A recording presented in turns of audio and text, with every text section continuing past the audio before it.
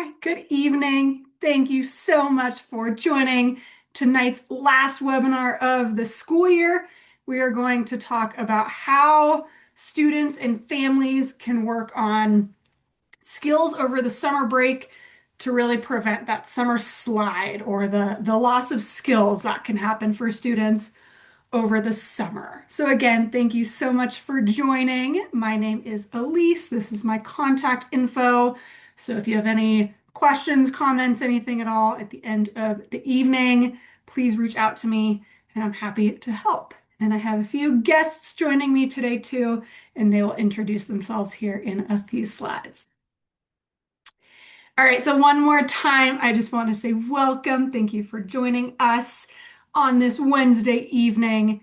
When we are done with this call, you will get sort of an automatic pop-up on your screen that will link you to a very, very brief feedback survey to help me plan what types of webinars we'll do next year.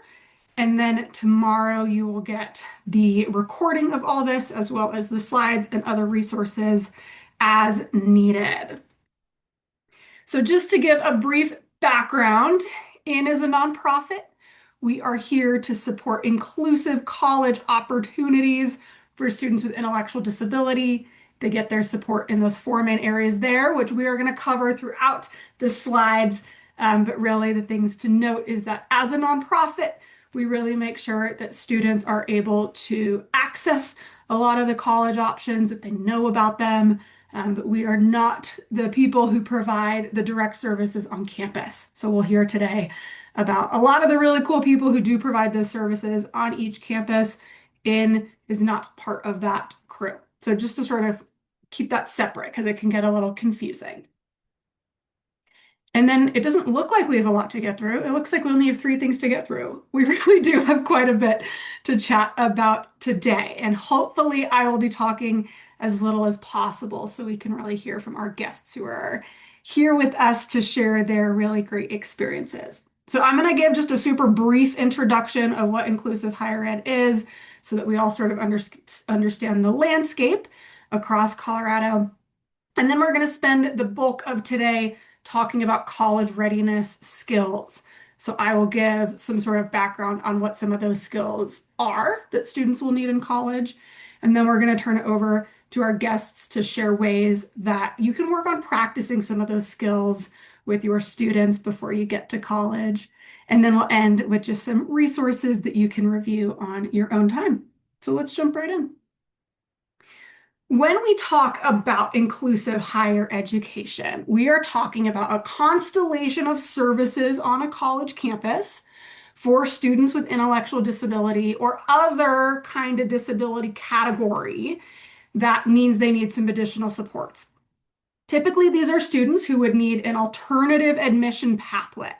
So you might be thinking to yourself, I don't know that my student, or maybe it's you, that I could not get into college if I took like the SAT or the ACT or things like that, right? So this is a whole different admission pathway for students with entirely different needs. They apply through a different application portal. The types of things they submit are really different. And essentially, these are for students who require both accommodations and modifications to be successful in college. So to give the super brief example of the difference of those, a professor might say, you have 1 week to write a 5-page paper. An accommodation would be maybe you have 2 weeks, but you're still writing a 5-page paper.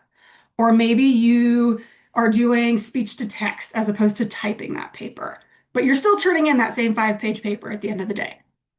A modification would be a change to the assignment entirely to meet a student's skills and needs.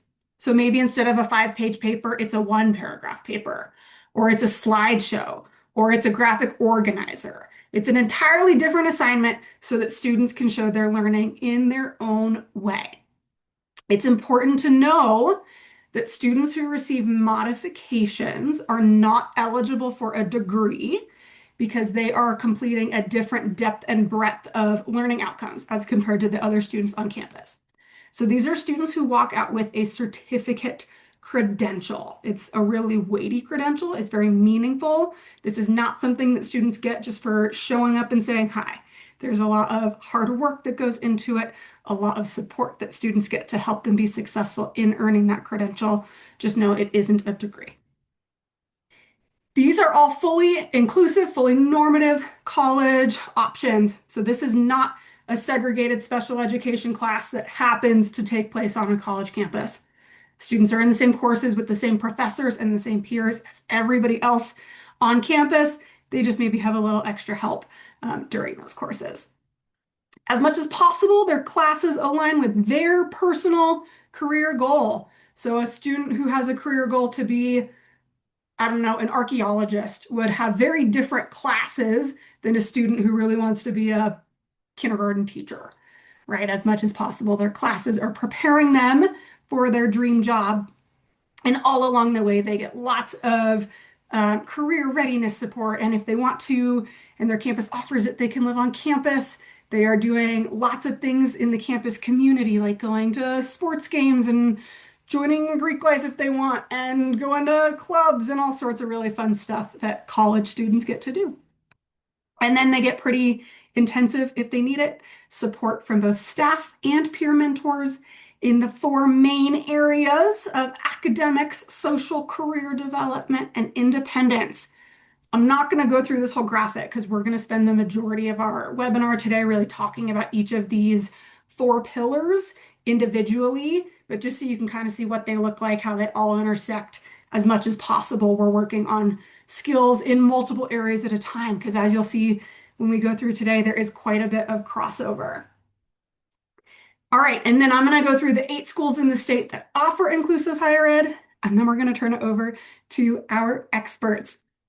So UCCS, that's where Caitlin is from, so you'll hear more about this throughout our webinar today. They have the Office of Inclusive Services.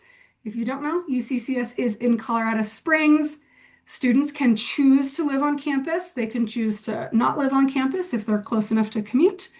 And that is a 4-year school. Arapahoe Community College has the Elevate option. That is in Littleton, Colorado, and it is a commuter campus. So students need to find out every day how they're going to get to school. Sometimes a parent drives them, or they'll take public transportation or Uber. A few students drive themselves. Lots of options there. And that is a 3-year school. Regis University has the Global Inclusive Program in Denver. They do offer dorm living if students want it. They have a 1-year track, a 2-year track, a 3-year track, and a 4-year track with different certificates along the way, depending on how long students are in school there.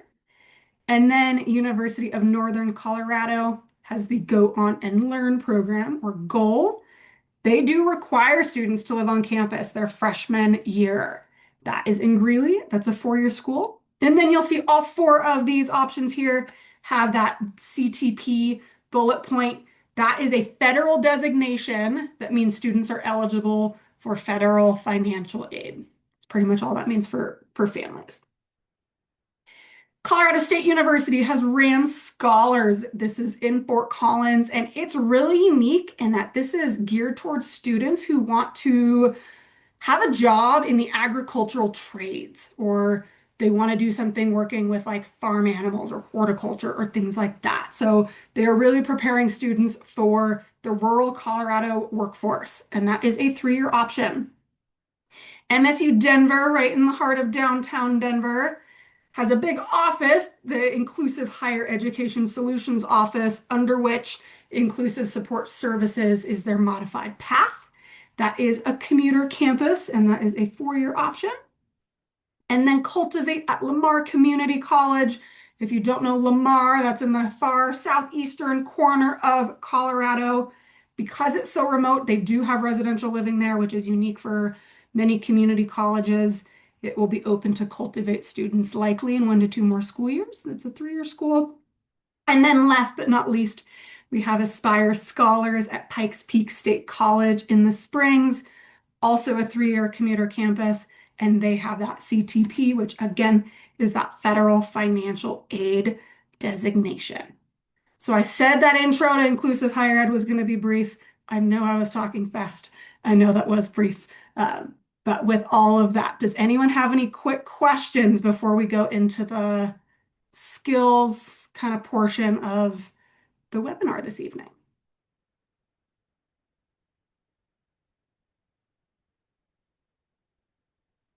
All right, then we're going to keep chugging. So we are going to get into the meat of our programming this evening. So first we are going to meet our guests, and then sort of the format will be, I am going to talk about generally what skills college students might need in each of those four pillars of support. And then we will hear different ways to practice working on some of those skills now, whether you're in high school or transition or kind of wherever you are on your pathway. So tonight we have just kind of a few sort of things to set the stage. Everyone, when we don't use our skills, they regress. And so during the summertime, that is really common for all students everywhere to have what we call this summer slide. If you're not actively reading and writing and doing your multiplication tables and all that kind of stuff, when you get back to school in August, you have forgotten some stuff. You've lost some of those skills. That's true for everybody. That's true for every student everywhere. And we know that students with disabilities benefit from even more repetition than students without disabilities. And so if it's important for all students to work on skills during the summer, it's even more important for students with disabilities to work on skills, especially if they have that goal of going to college. And so there's a big value, again, for all of us to practice our skills in a lot of environments so that they translate as easily as possible. And so you'll see some things tonight that maybe apply to multiple areas, multiple of those pillars of support. And so I want you to do your best to think about ways that you can, at home, by yourself, or with your family, really work on how you can maybe apply some of these skills in a lot of different settings. Because again, we need a lot of practice so that we don't totally lose all of our skills by the time we get back to school in August. All right, so I'm going to turn it over to our guests, Caitlin and Kat. Caitlin, you can share all four of these things. Kat, you can share as many or as few of these as you want to share or anything else you'd like. Go for it. My name is Caitlin Roman. I went to UCCS and I am a graduate. My major was sports management. A fun fact about me, I am a Colorado Avs sports super fan. And I'm Katrina Broman. I won't give you a school or area study. I mean, I went to UCCS a long time ago. And I was an attorney, but I retired recently. And I guess a fun fact would be, I don't know. I run a nonprofit for kids with cancer. I mean, that's fun. That's what I do. So it's always fun. So That is a fun fact. yeah. Awesome. Thank you both. And we will hear more about you and your journeys over the next 47 minutes. So thank you. All right, so we're going to jump right into it.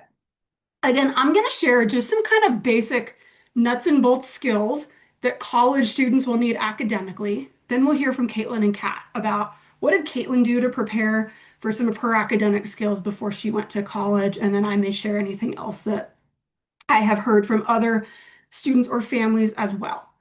This is not a very holistic list. These are really just some nuts and bolts of skills, some sort of the heavy hitters. So with that said, a big one is attendance and punctuality. College campuses don't have a bell schedule. So there's no auditory cue that it's time to go to the next class. It's up to students to figure out where they need to be, when they need to be there, and how to get there on time. When students are in college, they will not be receiving completion grades or just sort of a congratulations, you did it, here's an A+. Students are graded on the work that they turn in. Yes, again, they will have modifications and they are graded on a modified rubric, but they are still graded against their own personal kind of high bar. And so it's up to students to figure out, is this really my best work? Do I need to go back and proofread this? Could I possibly spend like 5 to 10 more minutes and put a little more effort into this, right? It's really up to students to decide, is this something I'm proud of? Do I want to turn this in? There are a lot of classes that students have to take at one time in college, on top of going to work and making time with friends and all that sort of non-academic stuff as well. So it's important for students to be able to set goals and track them so that they can turn in multi-step assignments or so that they can really work on, like, I have to get all my stuff done for this class today and all my stuff for that class tomorrow. And so a lot of that has to do with maintaining a schedule, both in class and out of class. Professors are going to be telling students things like, this isn't your best, or I bet you could think harder about that and come up with a different answer. All kinds of things that maybe are not types of feedback that students have ever had in the past. And so accepting constructive criticism is often a really hard lesson for students to learn when they enter college. And so it's important to have practice taking that criticism and knowing what to do with it, as opposed to just getting really defensive and getting angry. Because constructive criticism is helpful. That's why it's constructive. And then the last one we'll talk about is persistence, having a growth mindset.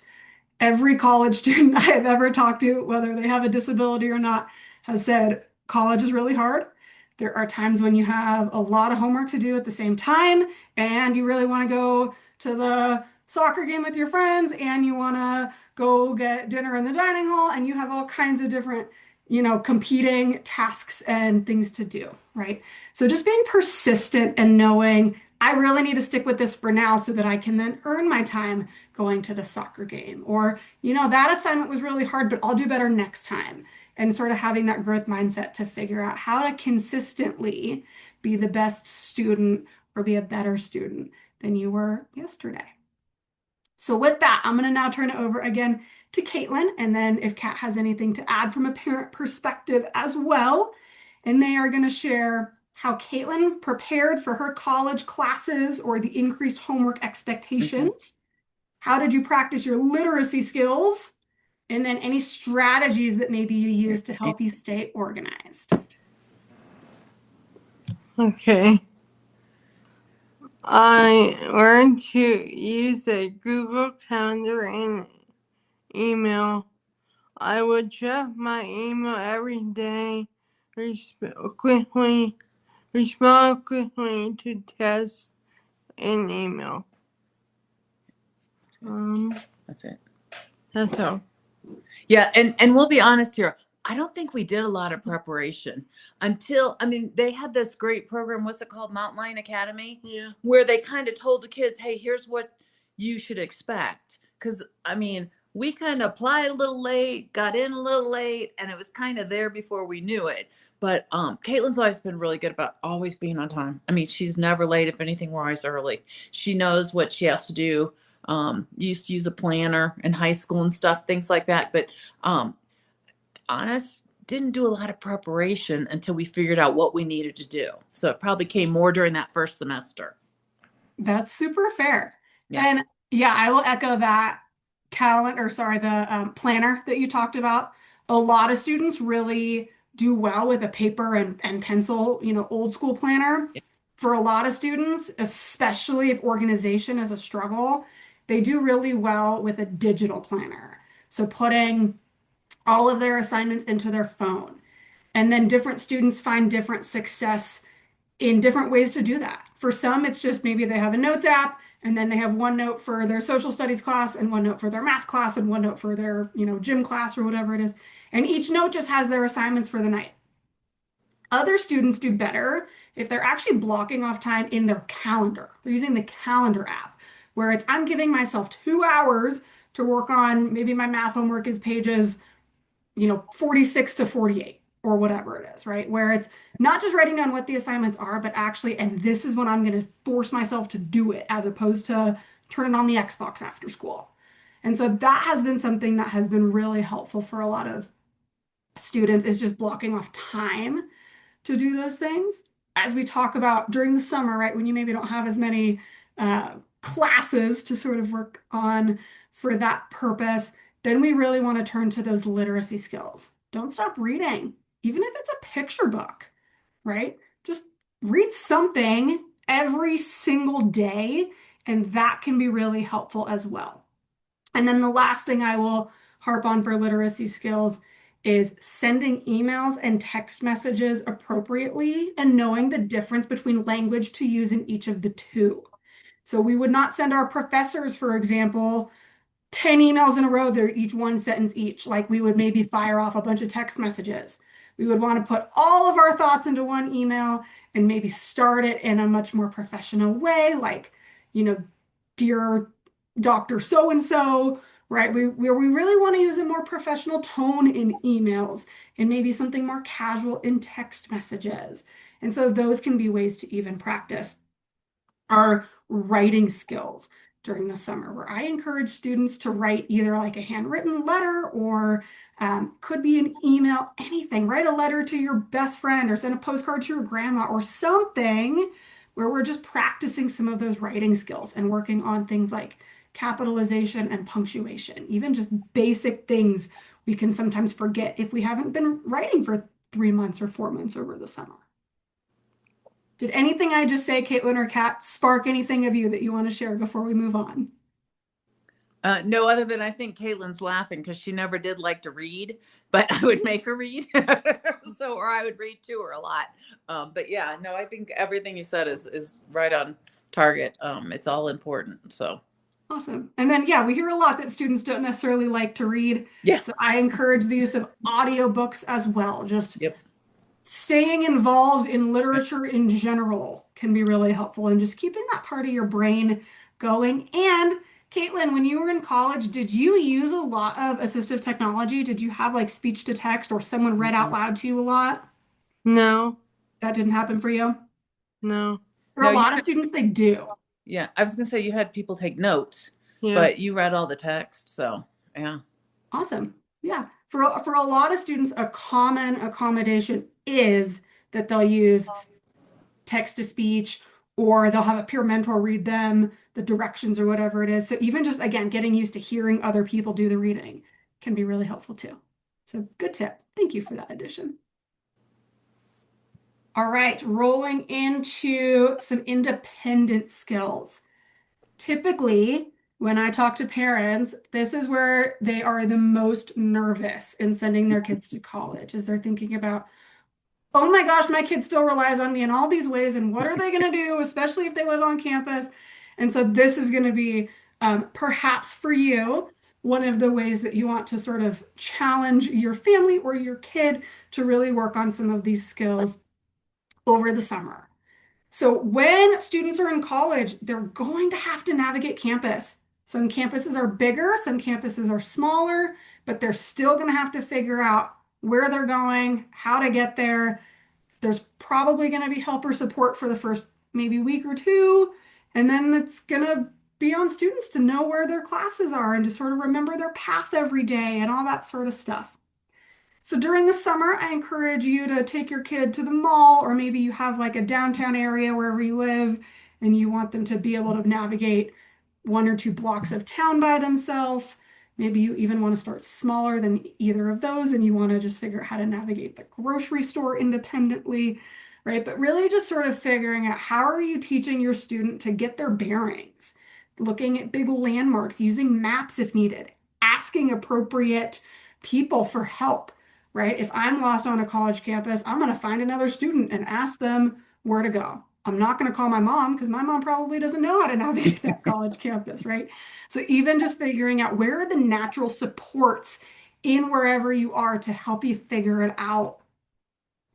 Personal and community safety can be a really big one. When we're walking out and about and we're just going down the sidewalk, we probably don't want to have our backpack wide open with our laptop right there for anyone to come take it, right? So even just having a general sense of your surroundings and safety and things like that can be really helpful. Having your student have a checklist on their phone. Maybe you're in this environment. Do you have all these things accounted for, right? Do you have your belongings when you walk away? Is everything zipped up? Are you like wandering aimlessly while you're texting and you're not looking where you're going, right? Or do you know what you're doing and where you're going and you're aware of the people around you? That can be really helpful. Another great place to practice that would be in public transportation. So not only figuring out how do you use your local public transportation if you live in a place that has it. But are you watching your surroundings when you are on the bus? Are you sitting across two seats and taking up more space than you need to? Again, is your stuff just like sprawled out everywhere? Are you talking on the phone too loudly, right? A lot of these things can kind of come together in how we're practicing them. Caitlin can attest to the fact that in college, there's so much more downtime than in high school, right? You could have hours between your classes and you get to decide, am I going to use that time? I have 3 hours. Am I going to scroll through TikTok the whole time? Am I going to grab a cup of coffee and then open up my book and study? Am I going to meet a peer mentor to help go over notes? Maybe I want to meet a friend in the dining hall to grab some lunch. Maybe I'm going to go to office hours. Maybe I'm going to leave campus and go home and take a nap, right? You get to decide how are you using that downtime. Summer break has a lot of downtime. And so that's a really good time to practice better and worse ways to use some of that time. So is it okay to play video games for a few hours a day? Sure. Is it okay to play video games all day, every day? Probably not, right? So maybe you're then working in time to practice some of those reading skills and you're sitting down with a book, or that's where you're carving out time to write that postcard to your grandma who you haven't seen in 6 months, or whatever it is, right? So a lot of these skills, again, you can kind of intermingle into these different categories. Medication management is a huge one. No one on a college campus will dispense your child medication. They have to be able to do that themselves. If you really have a student or a child who has a pretty significant medical situation, and some do, that's where in college you would rely on those Medicaid waivers to bring in an outside individual to do as much of that stuff as needed.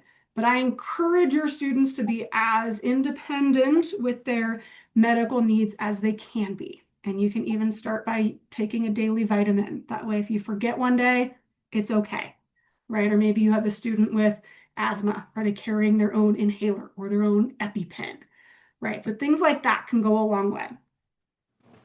Self-care and cleanliness, particularly for students who live on campus. No one is going to remind them to take a shower. No one is going to remind them to clean their bathroom in their dorm, right? They've got to know when it's time to do those things. And so practicing those at home can go a long way. Again, maybe you're setting reminders in the calendar on your kid's phone, and maybe it's like a shower every other day, or, oh, you just had soccer practice, you better go shower. In terms of like cleaning sheets, maybe you have it weekly, on Sundays we clean our sheets, or setting up some type of schedule or pattern that students are already used to. And then when they go move on to campus, they already kind of have that in their head. Money management's a big one. This is something that a lot of families say to me, something like, if I gave my kid a debit card, they would go spend $100,000 in 2 seconds. So start with 20 bucks. Give your kid a $20 bill or a Visa gift card, something smaller where it's when it's gone, but you don't have to worry about like the whole bank account getting drained out. But I encourage you to sit down and like budget for your grocery trip with your whole family so that everyone can kind of see not only how much do things cost, so we're kind of learning about the value of a dollar, but also it's like, maybe for this trip we only have $100. How are we going to make $100 go for a whole family for a whole week? And so even figuring out from that aspect, what are we going to do? We can't afford everything. So what are we going to prioritize? We need apples. We don't need Lucky Charms, right? Even that can go a long way. Because then what happens is when students go on campus and they have the coffee shop and the dining hall and the bookstore and all these places that they can spend their money, no one is stopping them from doing it. So it's really important for students to have some understanding of priorities and not so much priorities. Maybe some of those you aced a test and you can spoil yourself with the large coffee instead of the small coffee kind of thing. And so those things can be really helpful during the summer. And then home-based responsibilities. Again, especially if your kid's going to live on campus, they will be doing their own laundry. So do they know how to load a washing machine and load the dryer? Do they know how much detergent goes in a load that's this big versus a load that's this big, right? Are they putting away the dishes in the dishwasher? Are they folding their own clothes and hanging them up on the hangers right? A lot of parents, it's just easier to kind of do that for your kids so that it gets done, so that they don't have piles of just stuff everywhere. But I really encourage you as much as possible to hand off chores, even if you're starting with like sweeping the floors or something small and working your way up. Because again, when your student goes to college, if they live on campus, especially, they'll be doing all that by themselves. So, Caitlin, you are a pretty independent person, and I am very curious to learn how did you get to be so independent? So, these are the questions I have, but you can share anything else that comes to mind as well. So, what are some everyday skills that you worked on? How did you practice advocating for yourself? How did you ask for help? And then what are some things that you knew you could do on your own before you went to UCCS? Okay. Talk about the shuttle. I know how to ride the shuttle on my own. I know where to go and how to get there. I am always on time or early. I make sure we leave early because I don't want to be late. I have a good memory, so I knew when I had a plans or appointments. I asked for help when I needed it, or I asked questions when I didn't understand what I was supposed to do at FSL. When I volunteered at a new place, I volunteered at a lot of different places. When I went to FSL, I served food, sorted items, and helped other kids if they didn't understand. I also made plans to go to lunch or the movies with my friends, and I made sure my mom could drive us.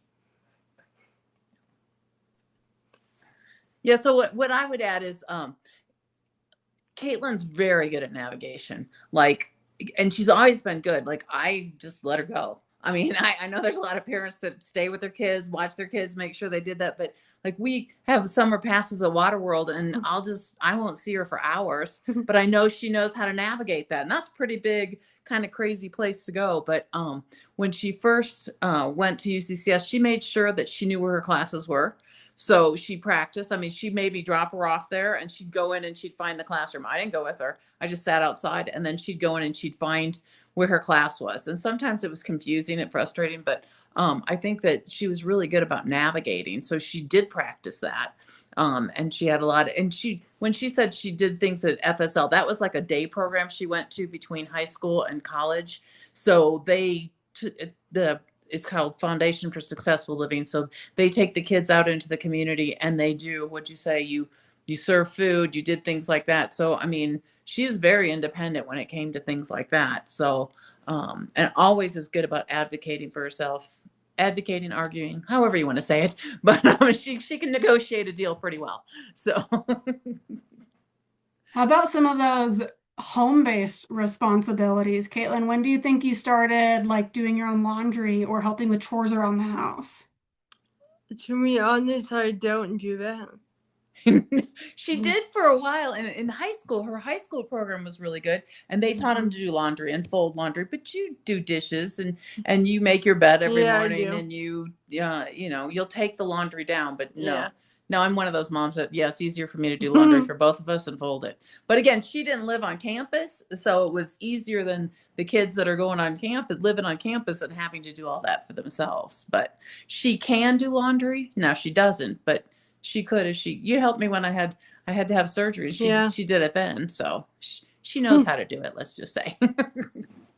That's awesome. And this is a really good example of different ways that different families have sort of figured out what works for you, right? What works for Caitlin may not work for Caitlin's best friend, for example. Right.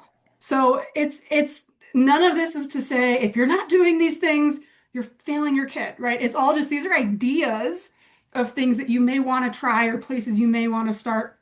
Again, knowing that all of our kids are in different places or have different skills and have different goals as well, right? Some students don't ever have the goal of moving away from home and they don't ever want to know how to do their own laundry. So then what are their goals and what can we help them figure out kind of based on those sorts of things too. So that's a really, thank you for reminding me to say that. Awesome. So now we're going to move more into social skills.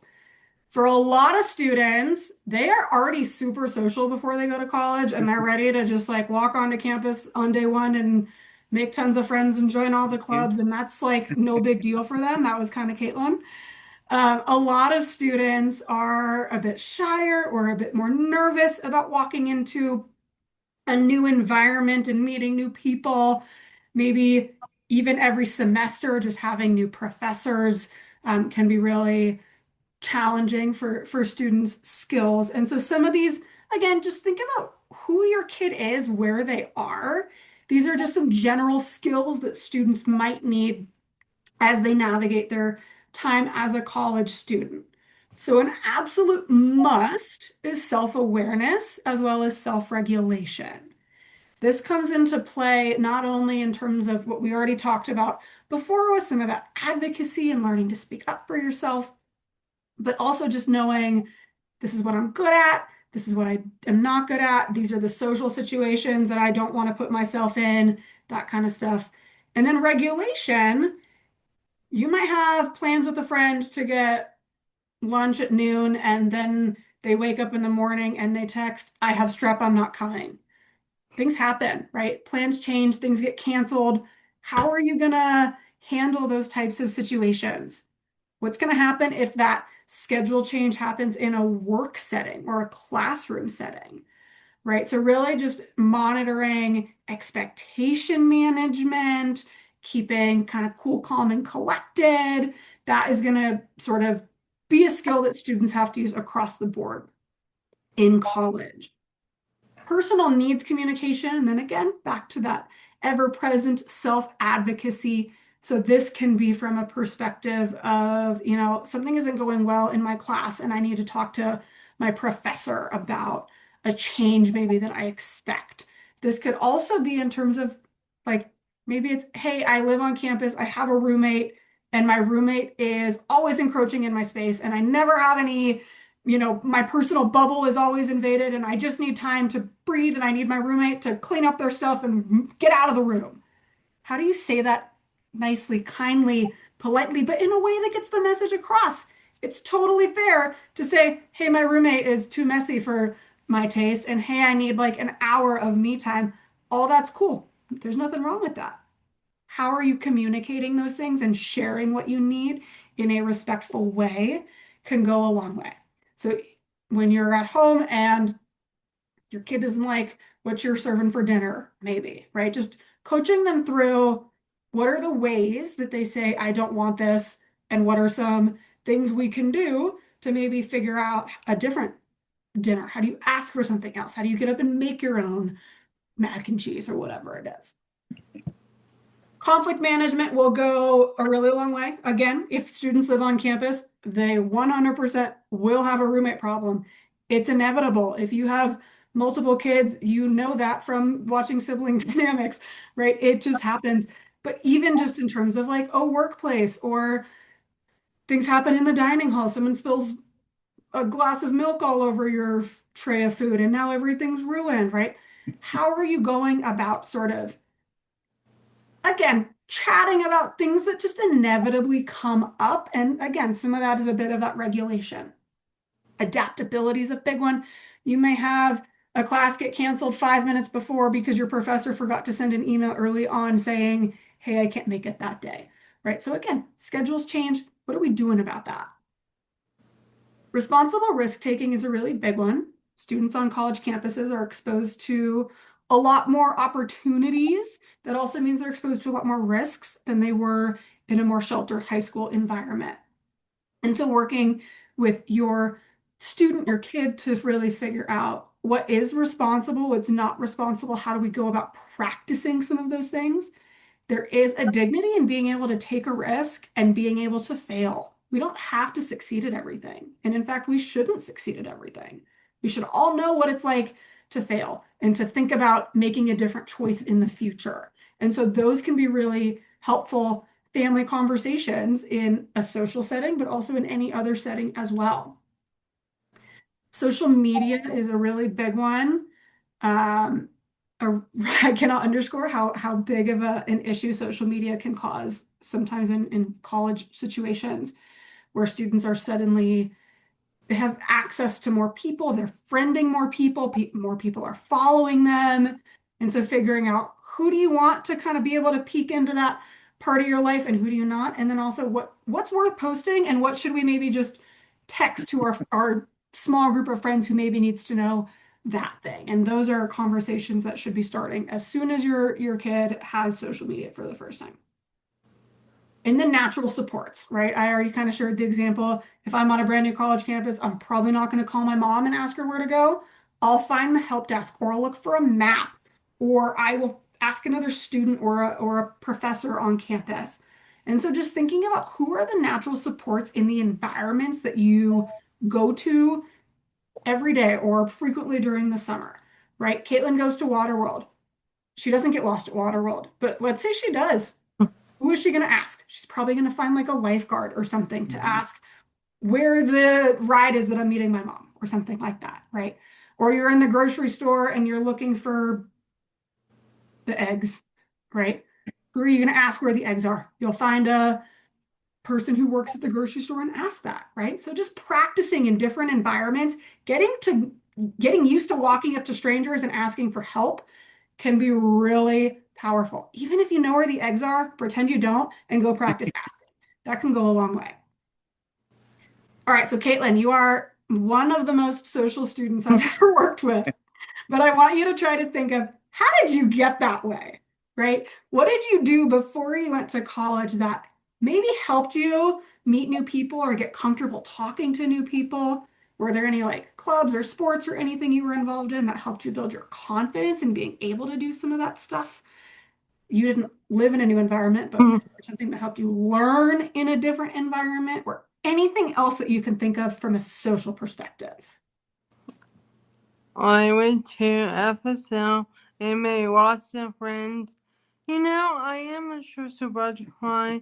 I have never had problems making friends, and I always include other people who are shy. If they are nonverbal, I let them use my phone so they can be included. I be included. I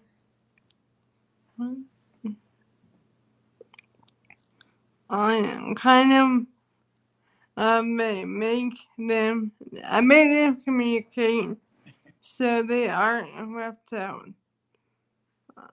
I play individual volleyball and softball in high school.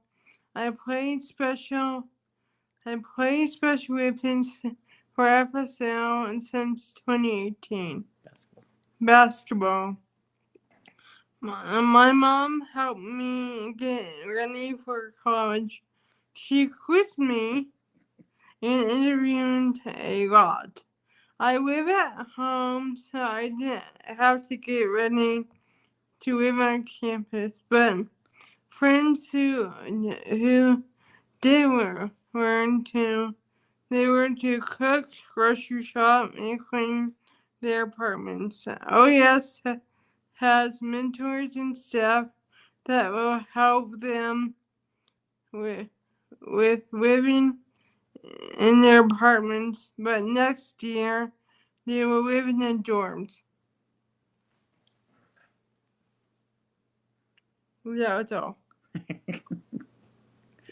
Yeah, and I'll just add, Caitlin's never had a problem making friends. You know, she just really hasn't. And like she said, she's always encouraging other people. Like she'll go up and if somebody's sitting there by themselves or not talking in group, she'll just make sure that they're included. So and she'll ask them questions or whatever, but never an issue making friends.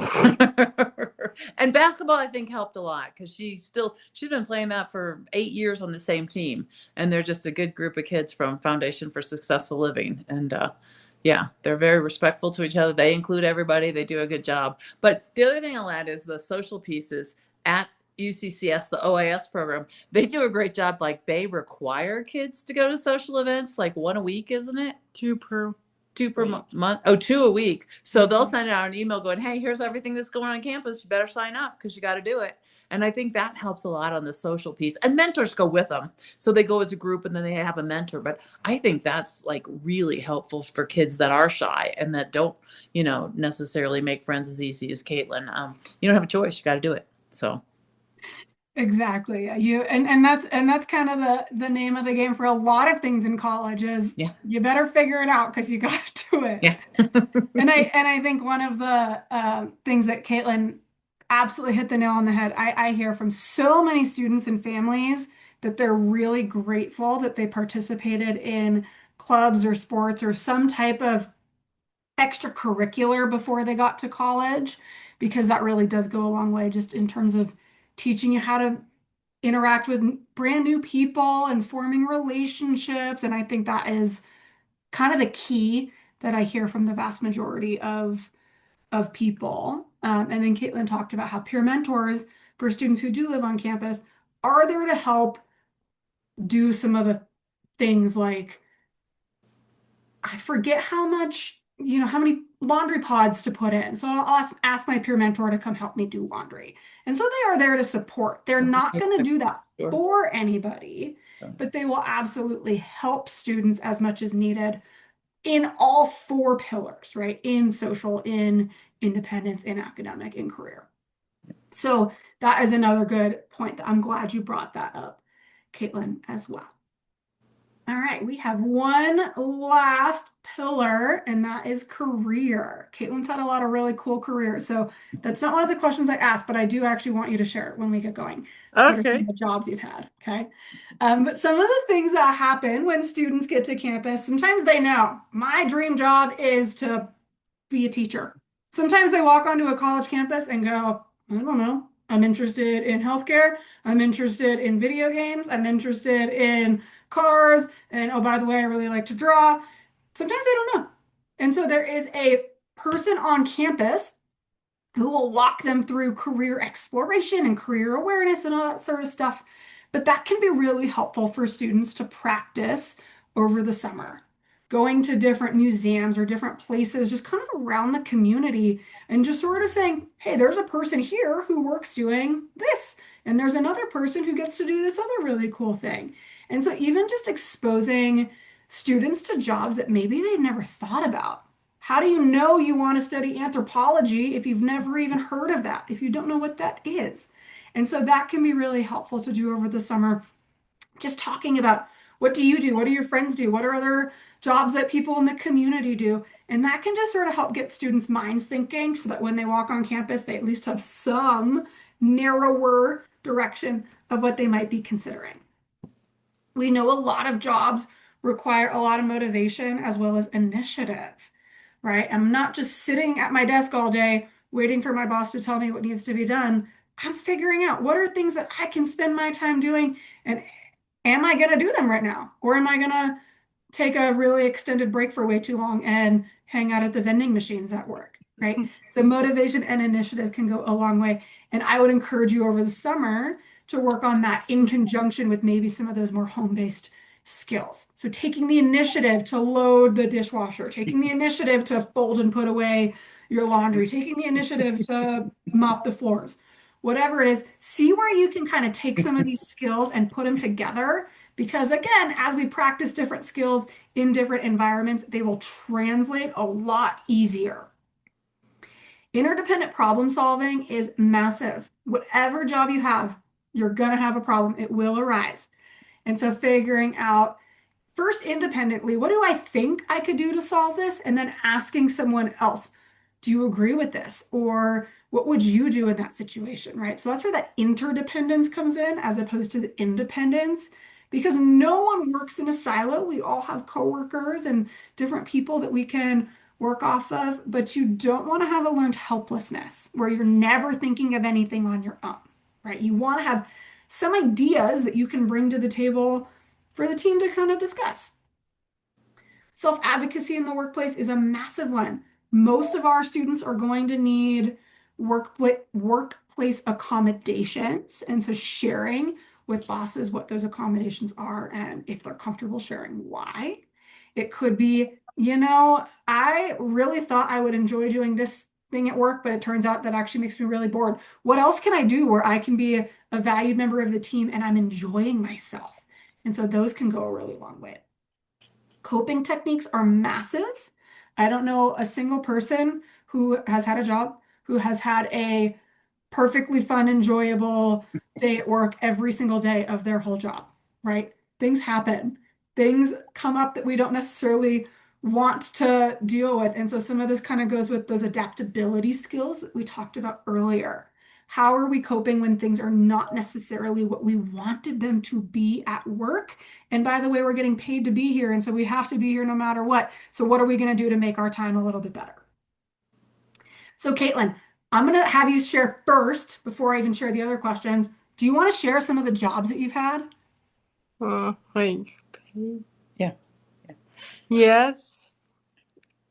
I work at the Switchbacks, which is a soccer team, and I scan tickets, I do the promos, I wipe down the chairs.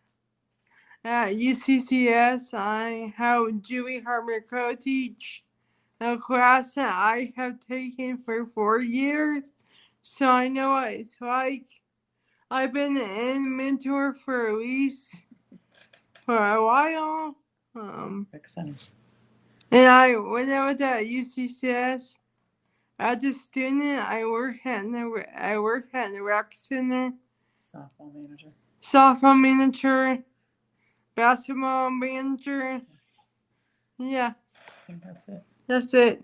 Yeah, all kinds of jobs that use your interests of sports and your really highly social skills. So those jobs all make sense. You worked in the rec center and for the sports teams, and now you work for the Colorado Switchbacks and you're a mentor for college students and aspiring college students, right? All that makes a lot of sense.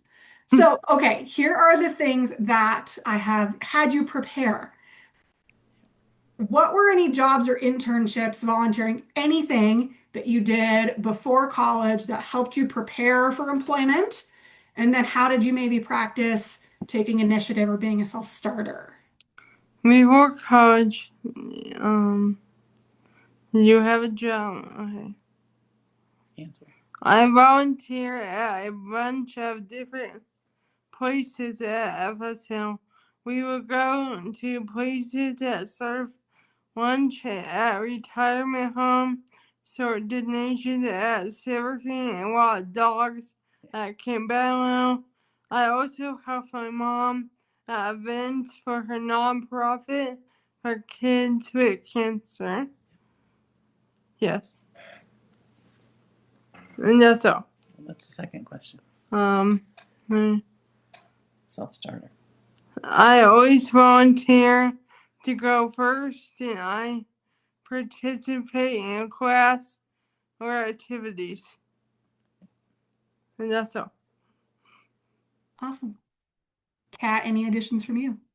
No, other than that, I mean, she always was really good about volunteering and stepping up. Like nobody ever wants to go first. Caitlin will go first, whether it's volunteering, and she'll go, okay, I'll be the first one to do this. So, I mean, again, Caitlin's pretty easy. So, and I know it's hard sometimes to get out there and be the self starter, whatever, but she's the first one to raise her hand to say, I'll go. I want to, and I don't know if it's just, I want to get it over with, or I'll do it. And, help other kids know that it's not as difficult. So, but she did a lot of volunteering. I mean, when she helps at my nonprofit, I mean, she helps a lot, especially at the Christmas program. Like she'll wrap gifts and deliver gifts and Name stack tags. things and name tags. And we do events out in public where she's, handing out promos and things like that. So, always been a self-starter. So, and again, I think it's that social piece of it. So she likes to talk.